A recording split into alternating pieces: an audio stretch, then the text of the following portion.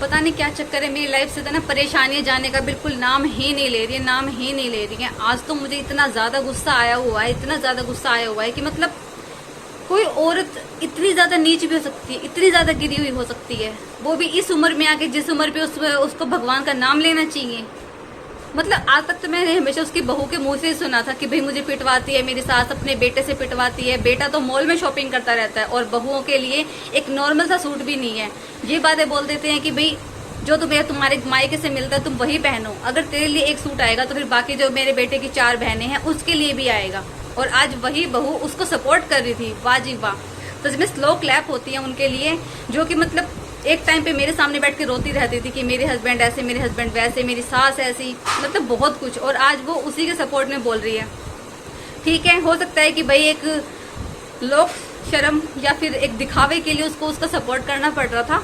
But है ना, पता है आज मेरा सच में इतना ज्यादा पारा हाई हो गया कि मैं बता भी नहीं सकती हूँ। आज मैंने सोचा था कि चलो मैं मार्केट में जाऊंगी और अपनी राखी की शॉपिंग करूंगी। भगवान के दया से बहुत अच्छा हुआ कि मैं नहीं गई, वरना मेरे हस्बैंड अकेले पड़ जाते हैं। क्योंकि ना मुझे लगता है कि देखो हमारी पर्सनल इशू कितने भी हों, लेकिन हमेशा हमेशा साथ से देना चाहिए एक दूसरे का।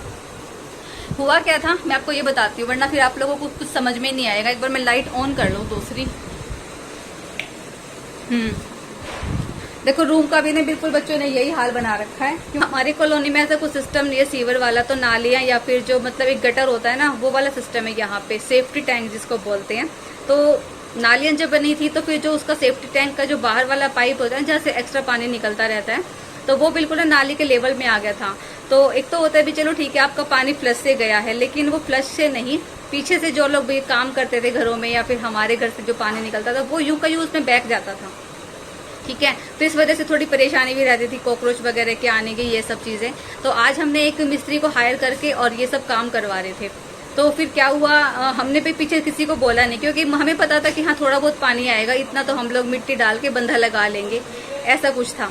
ठीक है, तो भाई एक आंटी ने, जो हमारे बगल वाली एक आंटी है, बुढ़िया आंटी, तो खैर इसको बोलना ना शायद लगता है कि आंटी वाले जो एक रिस्पेक्टेड वर्ड के लिए धब्बा होगा, इतनी घटिया आंटी है वो। मतलब ये समझ लो कि कुतिया भी ना तो बात ही नहीं करती हो, मतलब उसको जरा सा गुस्सा आता है, वो इतनी गंदी गंदी गालियां बकती है। इससे पहले भी नाली के ऊपर ही झगड़ा होता है। मतलब ये चीजें ना एक मतलब बहुत ही ज्यादा वाहियात लगती है मुझे कि नालियों के ऊपर झगड़ा करना। बट वो ना सिर्फ नाली के ऊपर ही गालियां बकना शुरू कर देती है।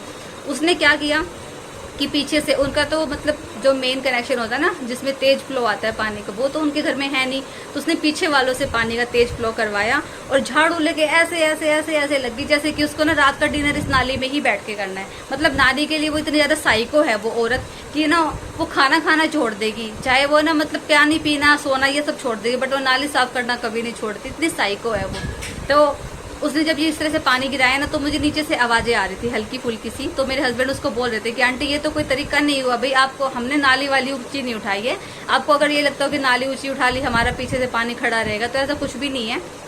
लेकिन उस आंटी ने तो कुछ सुना ही नहीं, और फिर ऊपर से इसके पापा को गालियां बकने लगी। मैं जब नीचे गई ना तो मैंने कहा कि आंटी ये तो कोई तरीका नहीं हुआ भाई, ये तो हमने जब आपसे तो ऐसा कुछ कहा ही नहीं है, और भी हम लोग तो अपना आराम से काम कर रहे हैं, आपके पानी रुका हो या फिर आपको कोई परेशानी हुई हो तो भी आप कहो।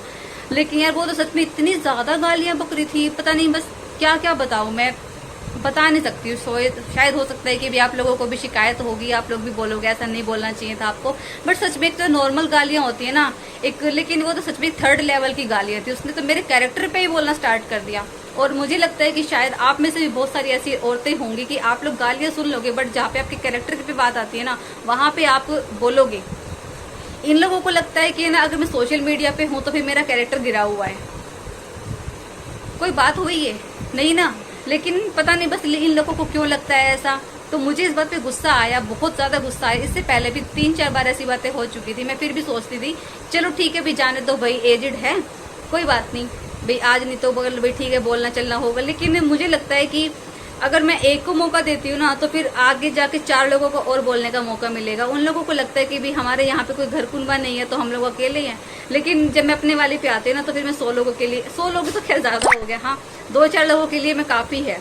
ठीक है, हाँ। तो अब उसके बाद में फिर मैंने क्या किया कि 100 नंबर पे कॉल करके मैंने पुलिस को बुला लिया। फिर पुलिस भी आई वहाँ पे। ठीक है, उन्होंने ना ये कहा कि भाई हमारा काम ये होता है PCR का कि अगर भी लड़ाई झगड़े में किसी को चोट वगैरह लगी है, मैसेज आ रहे हैं तो हाँ, पुलिस वालों ने ये बोला मुझे कि भी अब हमारा काम इतना है कि अगर मान लो किसी को चोट वोट लग जाती है तो हम लोग उसको हॉस्पिटल ले जाते हैं, हम लोग आपकी कंप्लेंट को डाल देते हैं, ठीक है। और भाई जहाँ से जो राकेश आयो हैं वो आपके पास आएंगे, फिर आपके बारे में जो भी आपको बताना होगा ना तो आप उनसे बात कर लेना आगे।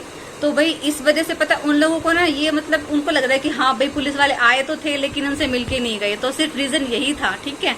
तो हो सकता है कि ये वाली वीडियो वो लोग देखेंगे, पर मुझे ना सच में ऐसे लोगों पे ना शर्म आती है, बहुत ही ज्यादा शर्म आती है कि जिसकी खुद की 3 बेटियां हैं, घर में एक बहू है, एक पोती है, और उसको बोलने में बिल्कुल भी शर्म नहीं आती कि वो मतलब क्या क्या अंग शंग बोलती है यार। सच में वो वर्डिंग सोच के भी मुझे घिन आती है। बहुत ज्यादा गुस्सा आ रहा है मुझे, बहुत ज्यादा गुस्सा आ रहा है। और मैं क्या बताऊं, रात के 8 बज चुके हैं, खाना ना तो बनाया है ना खाया है, कुछ भी करने का मन नहीं कर रहा। बस ये मन कर रहा है कि मैं उसको जाके इतनी सुनाऊं, इतनी सुनाऊं, इतनी सुनाऊं।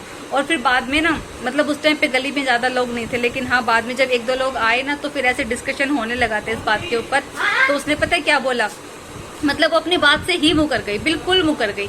उसने ये बोला कि ना रेनू ने पहले स्टार्टिंग की थी, ठीक है, गाली गलौज करने की या फिर गंदा चंदा बोलने की। मैंने उसको कहा कि ठीक आंटी आपका तो एक बेटा है, आप कसम खा लो अगर मैंने स्टार्टिंग की हो तो मैंने आपसे आकर आराम से बात की थी।